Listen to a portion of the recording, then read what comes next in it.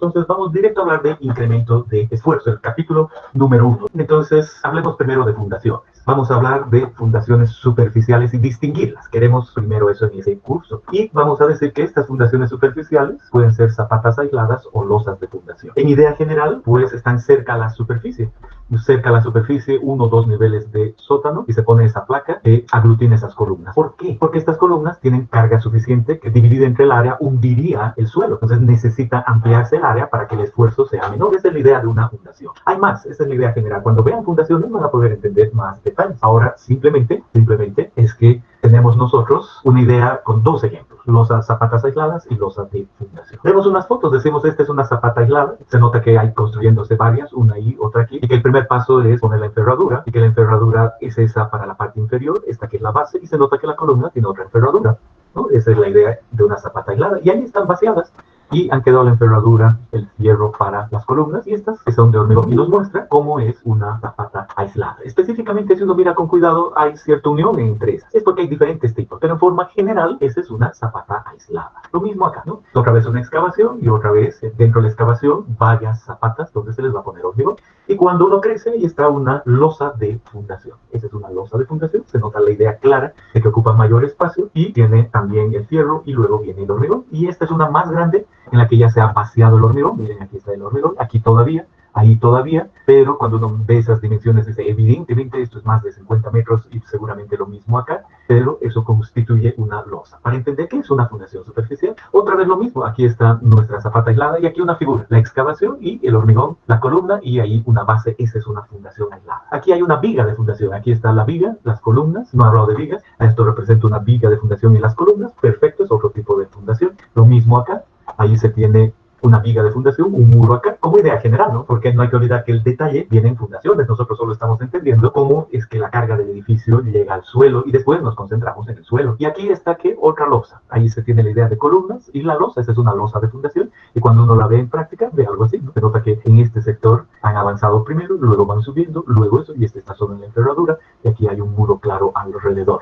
Eso es ingeniería civil, esas son las fundaciones. Bueno, resulta que estas fundaciones, sea zapata o sea losa o viga en forma general, pues pueden afectar el suelo de una u otra manera. Miren la reacción que da el suelo, que es un asunto de fundaciones, pero hay que empezar con eso en este capítulo. Aquí dice, esa fundación en un suelo cohesivo, o si ustedes quieren para entender mejor, en una arcilla, representa cierto tipo de reacción. Pero si el suelo es arena, otro tipo de reacción. En idea general, cuando es arena en los bordes se mueve y se disipan los esfuerzos, en arcilla no. Pero eso es fundaciones. Ahora, solo hay que escuchar lo que pasa. Y esta idea de suelo cohesivo y suelo granular produce deformaciones diferentes. Ahí está, una deformación diferente en ese suelo, máxima en el centro y mínima en los lados. Pero si el suelo es granular, no necesariamente es así. Puede ser máxima en los costados y incluso haber cierto levantamiento en el centro. Extra de cualquiera de estos aspectos, digamos que puede haber un comportamiento entre lo que es flexible y rígido. Si ustedes se fijan, arriba se tiene algo rígido, abajo algo flexible. A detalle, lo de aquí es rígido. ¿Por qué? Porque toda la losa o toda la zapata se deforma igual, de forma rígida. Tanto en cohesivo como granular, la deformación en el centro es igual a la deformación en los extremos. Esa es una carga granular. ¿Y cómo actúa el esfuerzo? Diferente de acuerdo al suelo. Pero si el suelo es flexible, no el suelo, si la fundación es flexible, permite que haya mayor deformación en ciertos lados. En una arcilla se deforma más en el centro que en los laterales y en una arena pues se deforma más en los costados. Entonces, hemos visto como resumen que existen las fundaciones superficiales. Ejemplos de estas son zapatas y losas. Y segundo, que cada una de estas puede actuar de forma rígida o de forma flexible. Si pensamos en un espesor de zapata de 30 centímetros comparado a lo uno de 1 metro, se entiende que quizá 30 centímetros sea flexible y 1 metro sea rígido. Pero hay más cosas sobre eso. Ahora solo nos interesa entender aquello. Eso es fundación. Una fundación profunda, pues llega más allá de la superficie que una fundación superficial. Y aquí se puede ver la idea. Hay una placa, pero la carga va principalmente sobre esas estacas que se llaman pilotes. Puede ser una carga vertical, funciona bien. Puede haber además una fuerza horizontal. Si hay una fuerza horizontal, se comprime de este lado, de un lado, y del otro lado tiende a haber tracción, pero funciona de la misma manera. Ejemplos. Ahí se tiene claramente ciertas fundaciones profundas, ¿no? Pilotes. Normalmente uno puede decir esta es vaciada in situ, ¿no? Porque se echa una perforación y luego se vacía. Puede también ser estas son hincadas. Se nota que han sido prefabricadas y luego con un equipo se golpea y eso quiere decir que han sido hincadas. Pero igual son fundaciones profundas. Entonces ahora hablemos de los esfuerzos. Los esfuerzos producidos en el suelo, dice ahí, pueden ser geoestáticos o pueden ser inducidos. vayamos a ver lo que hemos visto en mecánica de suelos 1. Hemos aprendido que si hay un perfil de suelo, hay diferentes estratos con pesos unitarios y alturas. Nosotros podemos hallar el incremento de esfuerzo en ciertos lugares. Por ejemplo, podemos nosotros en mecánica de suelos 1 hemos visto eso, hallar el esfuerzo que hay en un cierto sector y decimos ese es el esfuerzo sigma, le llamamos esfuerzo total, que lo calculamos como la sumatoria de gamma por z. Y este es el que está aquí, aparece ese esfuerzo total acá y es gamma por z y entendemos que en la superficie es 0 y va aumentando con la profundidad. Sabemos, somos expertos en calcular esto de mecánica de suelos 1. Bueno, estos esfuerzos debido a solo el perfil de suelo se llaman esfuerzos geoestáticos. Ahora también hemos aprendido que puede haber agua y cuando hay agua, pues nosotros podríamos decir en ese punto la presión de agua va en sentido vertical, pero hacia abajo o hacia arriba y también en sentido horizontal. Son un montón de flechas ahí y esa es la presión de poros U, gamma del agua por altura piezométrica. Y al hacer la diferencia tenemos un esfuerzo efectivo. De esa manera hemos entendido que en un perfil de suelo podemos tener el esfuerzo sigma, la presión de poros U y el esfuerzo efectivo. Y todos son esfuerzos que cuando tomamos un cierto punto para un cierto perfil de suelo podemos dibujarlos así, sigma o sigma prima en sentido vertical, a pesar de que dibujamos de esa manera. Eso se llaman esfuerzos geostáticos, ¿sí? Para cargas, como se puede ver aquí, infinitas, desde la izquierda hasta la derecha en infinito, grandes, funcionan como sabemos. Solo decimos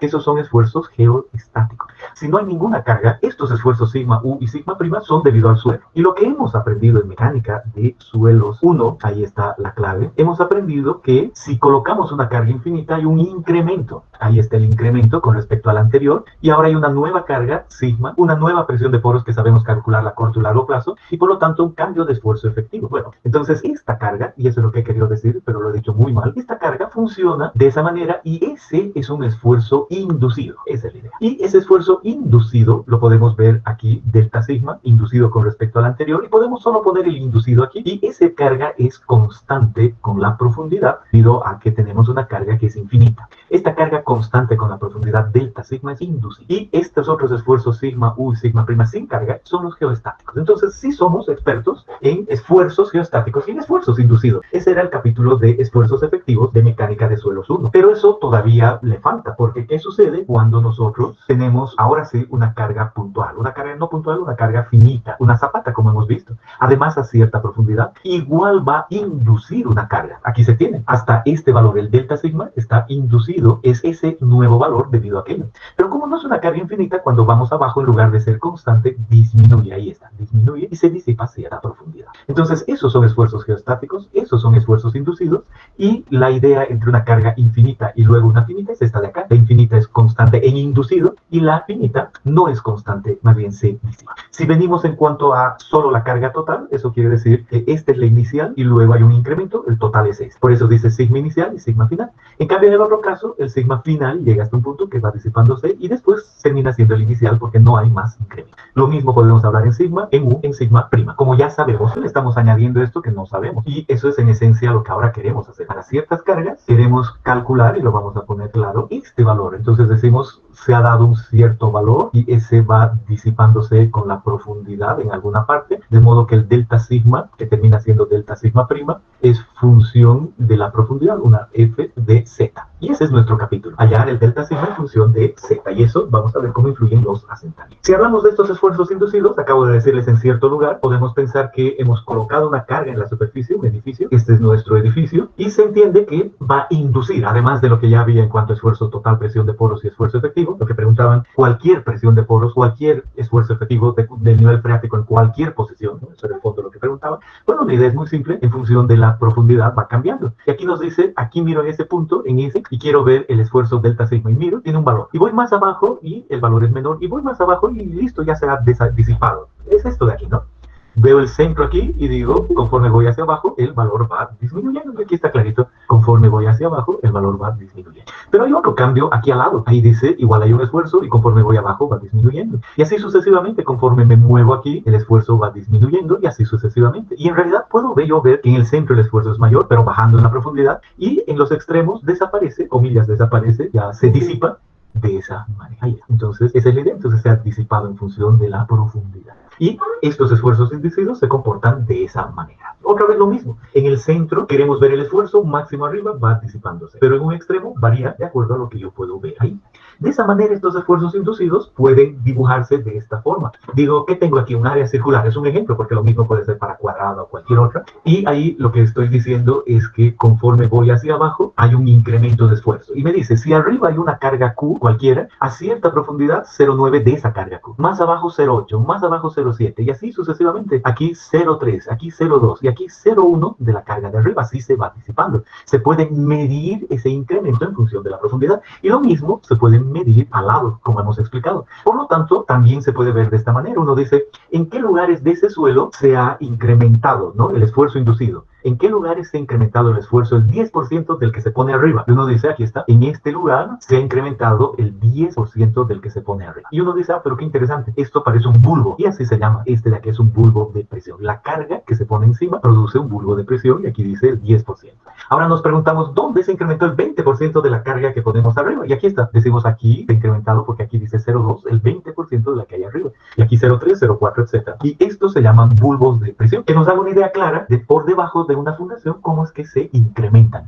Entonces, no solo algo puntual, como hemos visto aquí, ahí está lo puntual. Decimos en alguna parte que en el centro se disipa, pero vemos que en realidad debajo de una fundación, como ejemplo algo circular, pues forma un bulbo. Y es un bulbo que va disminuyendo el incremento conforme se va alejando en profundidad y lateralmente. Y esto se llama bulbos de presión. ¿Qué carga hemos puesto? Una carga arriba cualquiera Q. Aquí arriba, carga Q. Aquí, carga Q. Aquí arriba, dijimos es una carga Q cualquiera. Aquí dijimos también es una carga Q cualquiera, lo que sea, o un delta sigma. El hecho es que es un esfuerzo inducido. Viene la idea esta de acá, de que nosotros no vamos a estar en la superficie, ¿no? Mejor empiezo aquí, digo, nosotros realmente vamos a colocar una carga a una cierta profundidad. ¿Será lo mismo que decir tengo una carga Q en la superficie? Eso es lo que queremos analizar. La idea es que no, realmente la carga que se aplica allí ya la llamamos a cierta profundidad Q sub n. No es exactamente lo mismo que Q. Y ya vamos a entender por qué. Entonces concentrémonos en eso aquí y digamos, ese es nuestro perfil de suelo. Aquí está la superficie natural del terreno y nosotros tomamos la decisión de fundar acá. Ahí está el nivel de fundación propuesto. Ahí vamos a poner esta zapata, vamos a hacer una excavación, vamos a poner el hormigón y luego vamos a poner y rellenar con suelo y poner la carga del edificio. Ahora la pregunta es, ¿el hecho de pasar de aquí a aquí es lo mismo que decir carga Q acá? Bueno, eso es lo que estamos viendo.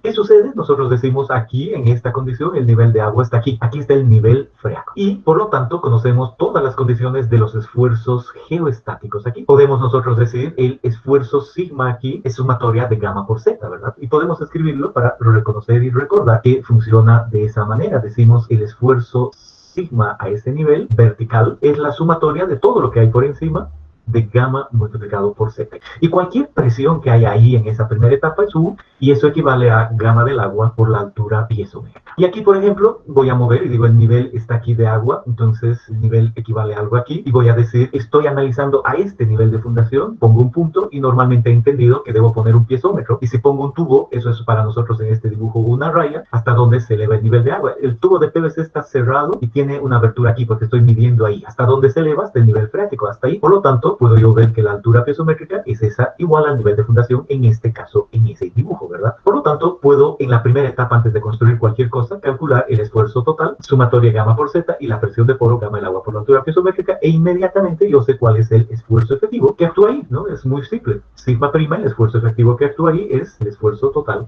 menos la presión de poros. Perfecto. Ahora nosotros construimos y al construir hacemos una excavación. Aquí está, excavamos ahí, llegamos a ese nivel y resulta que algo va a suceder con el agua. Es fácil de entender, es un asunto que le hemos dado mucho énfasis en mecánica de suelos 1. Cuando tengamos este hoyo, el agua va a llenarse hasta el nivel freático. Hasta ahí se va a llenar y nuestro hoyo va a estar llenito de agua. Y no nos sirve porque ¿cómo vamos a construir una zapata? Entonces le ponemos una bomba y vaciamos el nivel de agua que hay ahí mientras construimos. Y controlamos el nivel de agua con una bomba. Puede ser que solo haga falta eso o que el suelo sea tan poco permeable que casi ni entre, pero el concepto general es que se llena hasta ahí. Y nosotros hacemos el hueco y a continuación, como hemos visto en las fotos, ponemos una fundación. Ponemos la armadura y luego vaciamos el concreto, como hemos visto en las fotos de hace un rato. Para eso hemos visto, para entender esto. Ponemos la columna y más arriba volvemos a tapar con suelo y hemos construido, en este caso, una zapata. Podría ser una losa, como hemos visto en las fotos, podría ser, pero aquí el dibujo muestra una zapata. Y esta zapata puede ser flexible o puede ser rígida. Nosotros en esta materia todavía no decidimos eso. Solo sabemos que puede ser flexible o rígida. Es un asunto de fundación. Si es flexible, entonces va a tener cierto comportamiento hacia abajo. Si es rígido, va a tener otro. Entonces, yo digo, por ejemplo, el diseño dice que debe ser flexible, está perfecto, va a lucir idéntico. El diseño dice que debe ser rígida, perfecto, no hay problema. El hecho es que sí ponemos eso. Y ahora dejamos de bombear, porque ya hemos terminado la construcción, y al dejar de bombear, esperamos un momento y vemos qué va a suceder con el nivel. Con el nivel normalmente va a suceder que llega al mismo nivel anterior, entonces debería llegar ahí, pero para entender que no es lo mismo y es un nivel inicial y final, decimos en ese tiempo de construcción ha sucedido algo y el nivel ha cambiado. Ahora el nivel es ese de ahí, es el nivel freático. Pero repito, es solo cuestión de decir ese es el final. ¿Por qué? O porque hemos puesto un sistema de bombeo o por cualquier cosa, pero el nivel freático ha cambiado. ¿Bien? Entonces había un nivel inicial y ahora el nivel final es ese y construimos el edificio y ese es el nivel final. Entonces ahora nos interesa, igual que antes, calcular el esfuerzo. Estamos tras el esfuerzo efectivo. ¿Dónde? Aquí. Entonces decimos a ese nivel cuál será el esfuerzo total. Y decimos el esfuerzo total es igual que antes, la sumatoria de gamma por z. Y digo, pero aquí no hay ni gamma ni z porque ya es una columna de hormigón. Entonces, ¿cuál es el concepto de esfuerzo total? Todo el esfuerzo de un suelo sobre el área. Entonces uno dice, eso realmente es igual a la sumatoria de fuerzas que existan entre el área. Entonces el nuevo esfuerzo total no puede calcularse como gamma por z. Es la sumatoria de fuerzas entre el área. El esfuerzo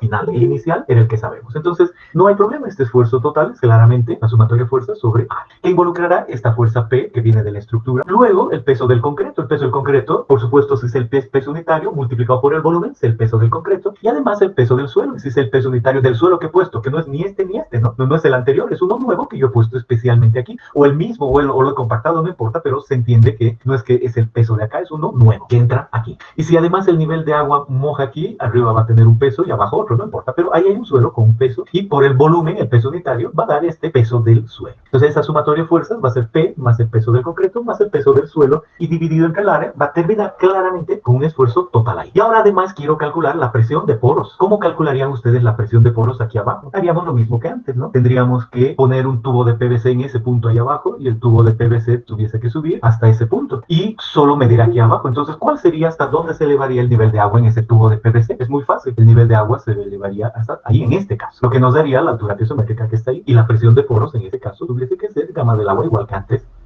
por la altura piezométrica. Y otra vez, a partir de esos datos podría yo calcular el esfuerzo efectivo como el esfuerzo total menos la presión de poros. Ahí está. Y si yo quiero saber el cambio de esfuerzo efectivo que se da, es muy fácil. El cambio de esfuerzo efectivo sería el esfuerzo efectivo final menos el esfuerzo efectivo inicial. He calculado el esfuerzo efectivo final y el inicial y el cambio sería ese. Ahora, esto es clave. ¿Por qué? Porque solo el cambio de esfuerzos efectivos es el que produce un cambio de volumen en el suelo. Función de cambio de volumen. ¿Se acuerdan? Ese era en mecánica de suelos 1, el principio de esfuerzos efectivos. Entonces ahí está. Ese sería el cambio de volumen. Clarísimo. Y el cambio, por lo tanto, aquí está la clave. Como ese es el que produce asentamiento, lo que realmente debo hallar es el cambio de esfuerzo efectivo. Ahora, decimos, como aquí hay un montón de hormigón, voy a yo cambiar la nomenclatura. Y ya estaba aquí en el texto, entonces solo resalto exactamente eso. Digo, este evidentemente es un esfuerzo total, pero ya le he cambiado la nomenclatura. Por lo tanto, digo, en lugar de que se llame sigma, porque eso hace alusión a un suelo, también lo voy a llamar Q, como carga, sumatoria de fuerzas entre A, y ese va a ser el esfuerzo total al final después de haber colocado. El 1 me hago problema, lo llamo UF, gamma del agua por la altura piezométrica, ¿no? Eso me queda claro. Y de este lado, como ya he llamado Q al sigma, este lo voy a llamar Q sub 0, refiriéndose a la carga que hay antes a nivel de fundación total, y U sub 0 a la presión de poros inicial para contrastar con el U sub F.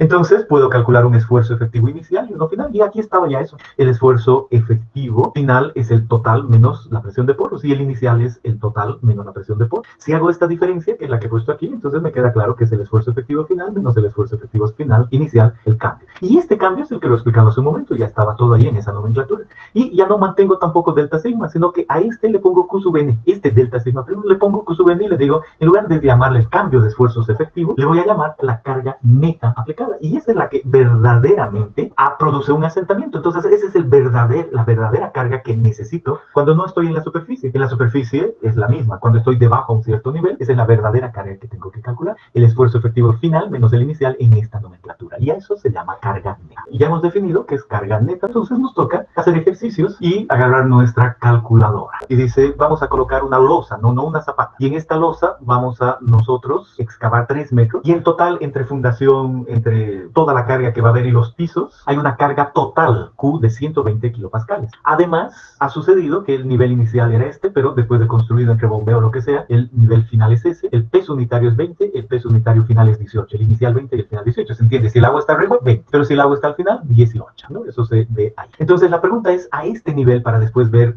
el incremento hacia abajo, ¿cuál es la carga neta? Hay que calcular la carga, el esfuerzo efectivo final y el esfuerzo efectivo inicial. La carga neta es evidentemente Q' menos Q' 0. Si primero solo queremos calcular Q', entonces estamos hablando de Q menos U. Y como U involucra 0, ¿por qué? Porque el nivel de agua está al nivel de fundación al final, eso no me olvido, condiciones finales, y la carga es 120, ya no las han calculado, entonces el Q' 120. Y en cuanto a lo inicial, aquí entran los parámetros iniciales, y de ahí sale 60 menos 29,4, 30,6, y al hacer la diferencia, 89,4. Esa es la carga neta calculada en esa condición. Ahora agarramos y decimos, ¿pero qué pasa si cambia la situación? Aquí está, es un ejemplo de que cambie la situación.